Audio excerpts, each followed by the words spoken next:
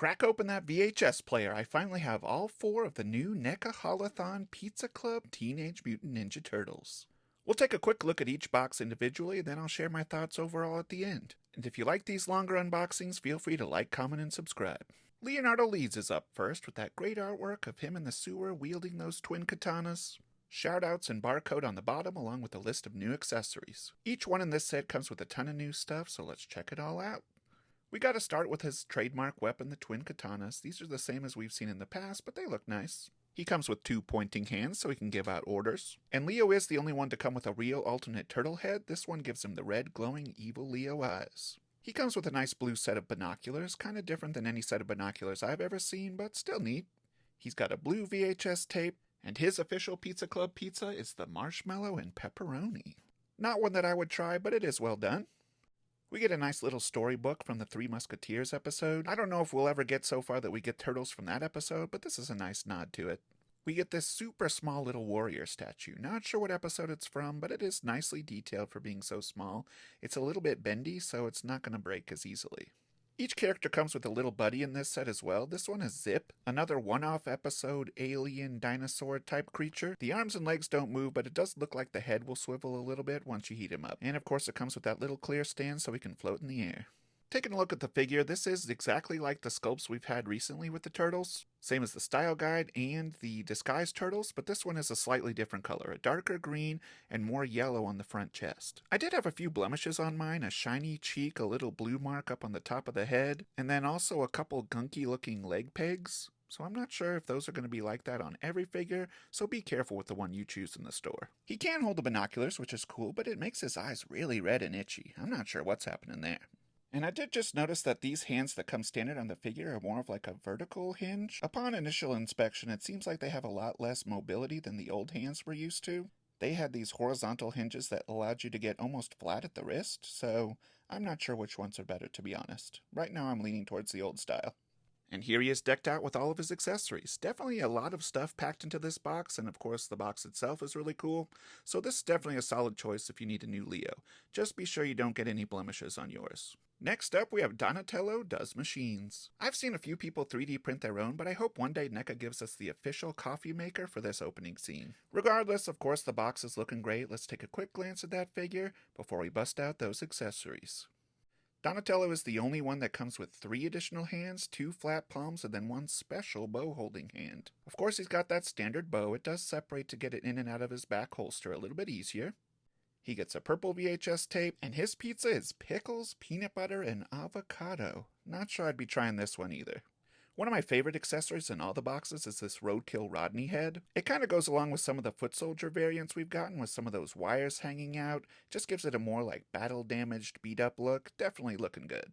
His one-off buddy is Jocko the monkey. This one doesn't have any sort of articulation, but has a lot of really good detail. Nice sturdy little figure. He has a nice paper degree that you can hang on the wall of his lab, but I know we're all most ready for that spinning bow accessory. The third hand he comes with is actually specialized just for this grip. It took a little bit of time to get it in there, but once it was in there, I don't think I'm ever going to take it out. Checking out the figure alone first, I really like how the colors complement his light purple bandanas. It's a really good contrast between the dark green and the bright yellow chest. Here he is in his standard battle mode, holding the bow, and of course with that spinning bow effect. I would worry a little bit about him being able to hold it up for long periods of time because it is pretty heavy. So just take note of that if you're going to keep him in this pose forever. You can use it straight in front of him as well, although it does block his view almost completely, so you'll have to play around with what works best for you. And here's everything all together. So far he's definitely in the lead over Leo, but let's see how he stacks up against Raphael next. Next up, ending that lyric debate forever, Raphael is cool but rude. Lots of fun details in this artwork with displays for the Ninja Dry Cleaner, Ninja Pizza, Ninja Shoe Repair. Definitely some super cool artwork on this one. Here are the shoutouts, accessories, and UPC. But you know he's getting mad in there, so we better break him out of the box. And other than the hands, I think all of his accessories are brand new. The hands are just those standard side-holding grips. But the sides themselves are a brand new sculpt. These are a lot more bulky and curvy, I guess you would say. A little bit more like a pitchfork. Definitely looking unique. We get a hardcover TV guide for those serious viewers only. A red VHS tape. And his pizza is a sausage and jelly bean. I always say no to jelly beans, so I'm not trying that one either. Raphael probably comes with the smallest and most simple little buddy. This one is Polly the Parrot, and it does have a couple little bitty details on there, like the key around his neck, but nothing as big as the others. This head, however, makes up for all of that. This is one of my favorite accessories in all of the boxes. Kind of a pizza making experiment gone wrong. Definitely liking this. The new colors on Raphael are definitely working well. The dark red bandana and the dark green skin color definitely complement each other.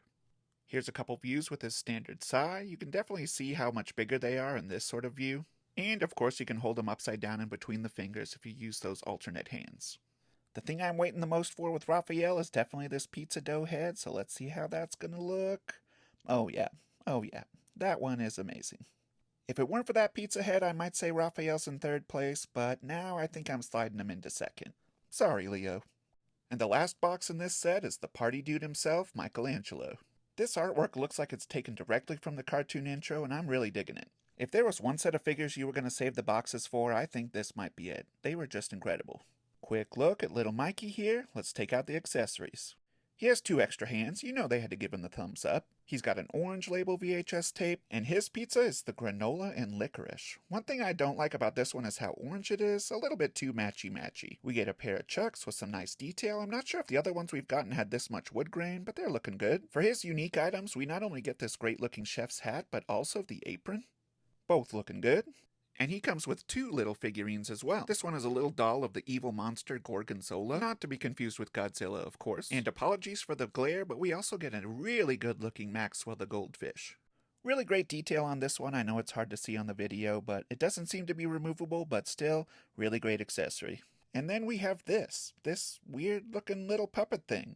I've seen online that it's not actually from any of the episodes, so it's just a random throw-in. I've seen guesses from Trevor Zammit himself, artists that work on the show. Some people say Jerry Garcia from The Grateful Dead, but I'm going to throw out a different one. Al Borland from Home Improvement, anyone? I mean, he's got the work apron. For the figure itself, I do think that the yellow bandana color kind of blends in with the front shell. I think it could be a little bit more orange, but I think it works okay, especially in real life. Of course, we got to deck him out with that chef's hat. There's a little notch on the back so you know what side to put it on. And then the apron. Just a simple little thin piece of cloth, but it does the job. Now for that puppet, you actually take the hand off completely, and then there's a big hole in the back of his body that you just shove on the wrist. I couldn't really get them to truly face each other like a ventriloquist might do, but this is still looking really good. Who comes up with this stuff? And here's Mikey all decked out. My favorite accessory overall might be that spinning bow effect, but if I had to pick just one figure, I think Mikey wins out of the 4.